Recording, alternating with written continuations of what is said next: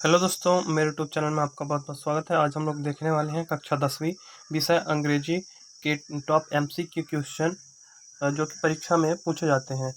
तो हम लोग देखने वाले हैं कि इसका कितना वेटेज रहता है और किस प्रकार से परीक्षा में पूछा जाता है और ये पढ़ना हमारे लिए क्यों महत्वपूर्ण है, हम इसे क्यों पढ़ रहे हैं। अगर हम इन सब चीज़ों को समझ पाएंगे तो हमारा इंटरेस्ट और बढ़ेगा और हम परीक्षा की तैयारी को और बेहतर बना पाएंगे।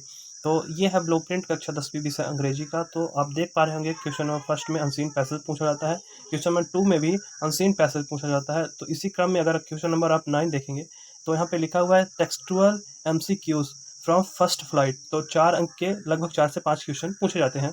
यहाँ पे 4 अंक ही लिखा हुआ है ब्लूप्रिंट में। तो इसलिए हम इस चीज़ को पढ़ रहे हैं एमसीक्यू को, और ये यकीन मानिए बहुत ही ईजी टॉपिक है। हम इसको आराम से तैयार कर सकते हैं और परीक्षा में आराम से अंकों को प्राप्त कर सकते हैं। यहाँ पे भी लिखा हुआ है साफ साफ कि फर्स्ट फ्लाइट से 4 ऑब्जेक्टिव क्वेश्चंस एक एक अंक के परीक्षा में पूछे जाएंगे।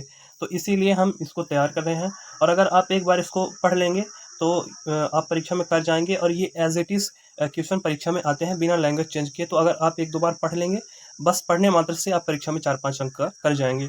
तो यहाँ प्रश्न क्रमांक 1 आप देख पा रहे हैं, यहाँ पे लिखा हुआ है who read the letters sent by Lencho. Lencho द्वारा भेजा गया जो पत्र था उसको किसने पढ़ा था। तो ऑप्शन नंबर बी सही हो जाएगा इसका, द पोस्ट मास्टर।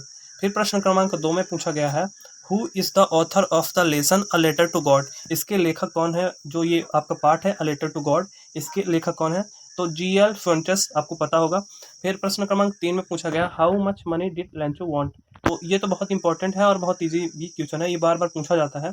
तो इसका ऑप्शन नंबर ए सही हो जाएगा, 100 पेसोस। प्रश्न क्रमांक 4 में है where was Lencho's house situated. तो मतलब लेंचो का घर कहाँ पे स्थित था।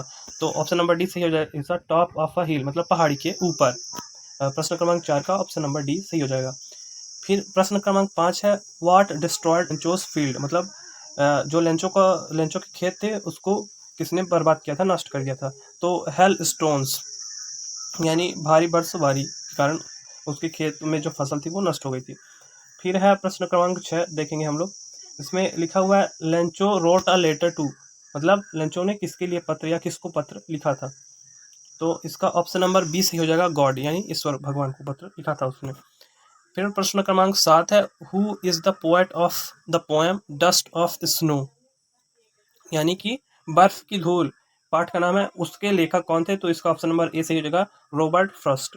फिर है प्रश्न क्रमांक 8 what did the crow shake on the poet. तो ऑप्शन नंबर बी सही होगा इसका, डस्ट ऑफ स्नो। प्रश्न क्रमांक 8 का ऑप्शन नंबर बी सही हो जाएगा। फिर है प्रश्न क्रमांक 9 the dust of snow affected the poet by changing his mood. Option number C सही हो जाएगा इसका। प्रश्न क्रमांक 10 है who has written the poem fire and ice. Fire and ice यानी कि इस लेसन को किसने लिखा था, इसके लेखक कौन थे। तो इसके ऑप्शन नंबर ए सही हो जाएगा, रॉबर्ट फ्रॉस्ट। प्रश्न क्रमांक 11 है what does ice symbolize in the poem fire and ice. मतलब कि जो आपका ये लेसन है फायर एंड आइस, उसमें आइस का संदर्भ किससे है। तो आइस का संदर्भ है हेट्रेड, मतलब घृणता से। और प्रश्न क्रमांक 12 है what does fire symbolize in the poem fire and ice. तो फायर से क्या मतलब है, डिजायर, यानी इच्छा। तो ऑप्शन नंबर ए सही हो जाएगा प्रश्न क्रमांक 12 का।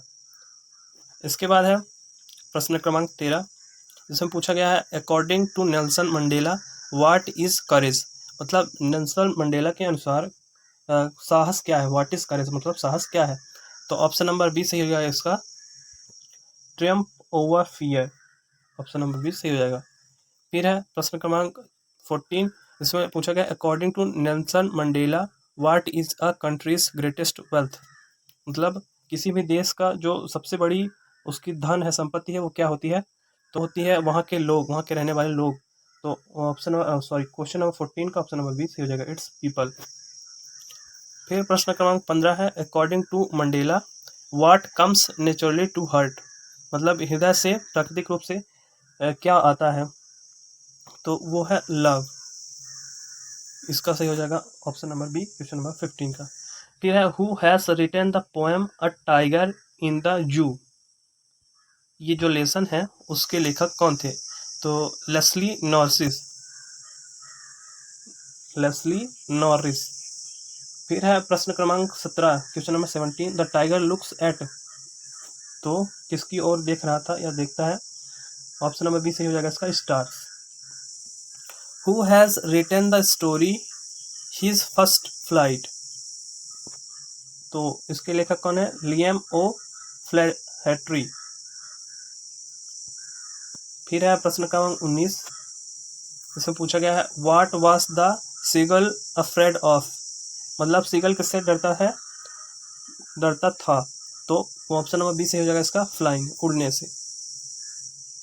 फिर है question number 20, the lesson his first flight is about, किसके बारे में है? Seagull. The pilot was flying from space to space, मतलब किस जगह से किस जगह उड़ रहा था पायलट? तो क्वेश्चन नंबर 21 का सही हो जाएगा, France to England, option number B सही हो जाएगा। फिर है question number 22, who is the author of the Black Airplane? Frederick Forsyth. तो क्वेश्चन नंबर 22 का सही हो जाएगा option number C, Frederick Forsyth. Question number 23, what was the name of the plane flown by the pilot? Dakota, option number B सही हो जाएगा question number 23।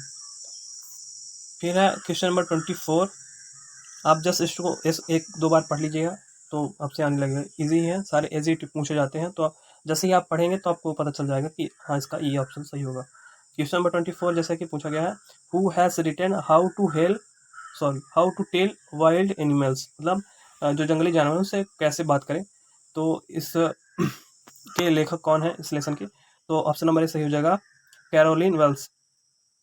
फिर है question number 25, which animal looks like a lizard? Lizard की तरह दिखने वाला कौन सा जानवर है? चैमिलियन। फिर है question number 26, which animal hugs you? Question number 26 option number D सही हो जाएगा, bear. Question number 27, who has composed the ball poem? इसके लेखक कौन से हैं? John Berryman. Question number 28, what was the boy playing with? लड़का किसके साथ खेल रहा था? अ बॉल, बॉल के साथ खेल रहा था या बॉल से खेल रहा था। Where does the ball go, मतलब गेंद कहाँ गई?